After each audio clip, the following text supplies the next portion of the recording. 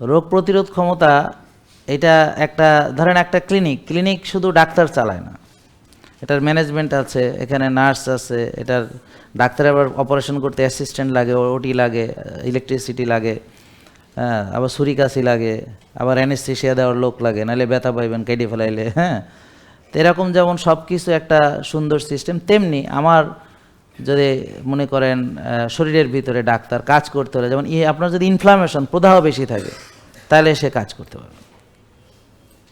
প্রদাহ বেশি কিভাবে হয়, ধরেন আমার বডিতে অ্যান্টি ইনফ্লামেটরি সিস্টেম আছে, কিন্তু আপনি যেই নষ্ট খাবার বেশি করে বারবার করে যে জম্মের খাওয়া খাইতেছেন, এটা করে সে আর আপনাকে ব্যালেন্স করতে পারতেছে না, প্রদাহ বাড়তেছে, আরওএস বা রিঅ্যাক্টিভ অক্সিজেন স্পেসিস বেশি বেশি তৈরি হইতেছে।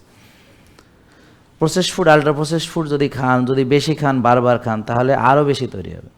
এছাড়াও আমরা কেমিক্যাল পেস্ট, কেমিক্যাল সাবান, কেমিক্যাল শ্যাম্পু, কেমিক্যাল সব কিছু ব্যবহার করছি। তারপর আবার ঠোঁটে কি মেয়েরা কী সব লাগায় কেমিক্যাল, আবার খায়, নিজে খায়, তার প্রিয়জনরা খায়।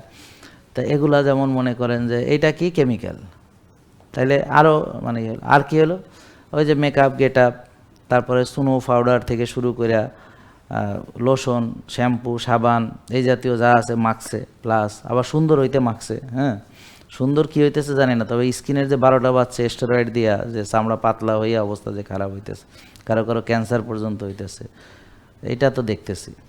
ওরা তো আমাদের কাছে আসে, ওরা তো আর আপনার কাছে আসে না। আপনারা তো কয়দিন ঘষা মাজা দেখেন, পরের পরিণতি তো আর জানেন না।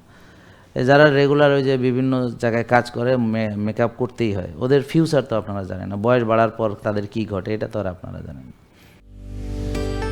জেকে লাইফস্টাইল, ওষুধ মুক্ত সুস্থ জীবন।